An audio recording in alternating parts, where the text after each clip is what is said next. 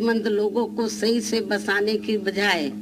उल्टा हल्द्वानी की तरह ही अधिकांश उन्हें उजाड़ा जा रहा है। हालांकि हल्द्वानी के लोग तो अभी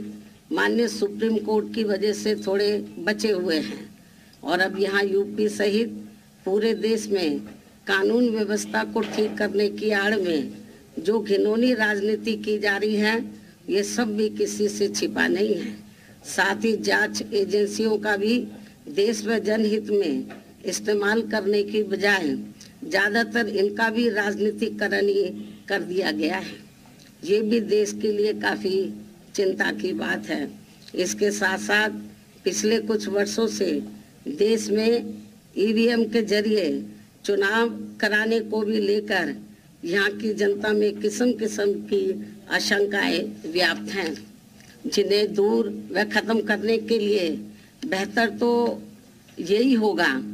क्या आप सिलाई सीखने के लिए हजारों रुपए खर्च करने के लिए चिंतित हैं? फ्रीडम ऐप को डाउनलोड करें, 40 घंटों का टेलरिंग कोर्स देखिए और खुद का टेलरिंग बिजनेस शुरू करें। कि अब यहाँ आगे सभी छोटे बड़े चुनाव पूर्व की तरह सीधे बैलेट पेपर से ही कराए जाए। बीएसपी की मुख्य चुनाव आयोग से तथा केंद्र की सरकार से भी ये पुरजोर मांग व सलाह भी है। और अब मैं अपने जन्मदिन के मौके पर विशेषकर अपने दलितों, आदिवासियों, पिछड़े वर्गों, मुस्लिम व अन्य धार्मिक अल्पसंख्यक समाज के लोगों को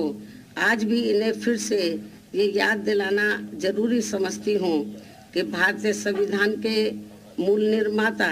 व इन कमजोर एवं उपेक्षित वर्गों के मसीहा परम पूज्य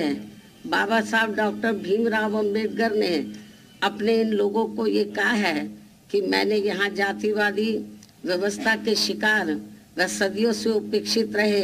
अपने इन वर्गों के लोगों को आत्मसम्मान व स्वाभिमान की जिंदगी बसर करने तथा अपने खुद के पैरों पर खड़े होने के लिए जो भी इन्हें कानूनी अधिकार दिलाए हैं, तो उनका सही से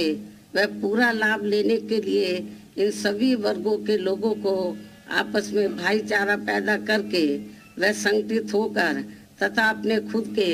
राजनीतिक मंच से जुड़कर केंद्र व राज्यों की भी राजनीतिक सत्ता की मास्टर चाबी इन्हें खुद अपने हाथों में लेनी होगी। क्योंकि अभी तक के अनुभव के मुताबिक यहाँ जातिवादी सरकारों के चलते हुए कभी भी इन वर्गों के लोगों को संविधान में मिले कानूनी अधिकारों का सही से वह पूरा लाभ नहीं मिल सकता है। खासकर आरक्षण के मामले में तो शुरू से ही यहाँ कांग्रेस, बीजेपी व सपा सहित अन्य सभी विरोधी पार्टियां अपने संवैधानिक उत्तरदायित्व के प्रति कतई भी ईमानदार नहीं रही हैं। इसके साथ ही एससी व एसटी के आरक्षण को लागू करने के मामले में ही नहीं बल्कि ओबीसी के आरक्षण को भी लेकर इन पार्टियों का रवैया अधिकांश समय अति जातिवादी व क्रूर ही देखने को मिला है, जिसके तहत ही कांग्रेस पार्टी ने केंद्र में अपनी सरकार के लंबे दौर के रहते हुए भी पिछड़ों के आरक्षण संबंधी मंडल कमीशन की रिपोर्ट को लागू नहीं होने दिया। इसके साथ साथ इन्होंने एससी व एसटी के आरक्षण को भी निष्प्रभावी बना दिया और अब बीजेपी भी इस मामले में कांग्रेस पार्टी के ही पद चिन्हों पर चलकर इनके आरक्षण के हक को मारने का भी ये घोर अनुचित कार्य कर रही है, जिसकी खास वजह से ही इस बार यूपी निकाय चुनाव भी प्रभावित हुए हैं।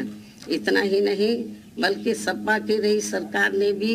यहाँ खासकर अति पिछड़ों को उनका पूरा हक नहीं देकर इनके साथ हमेशा छल करने का ही काम किया है,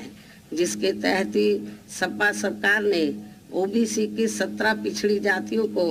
ओबीसी वर्ग की सूची से हटाकर व उन्हें एससी वर्ग में शामिल करने का भी ये गैर संवैधानिक कार्य करके इन वर्गों के लाखों परिवारों को ओबीसी के आरक्षण से वंचित कर दिया। क्या आप सिलाई सीखने के लिए हजारों रुपए खर्च करने के लिए चिंतित हैं? फ्रीडम ऐप को डाउनलोड करें, 40 घंटों का टेलरिंग कोर्स देखिए और खुद का टेलरिंग बिजनेस शुरू करें।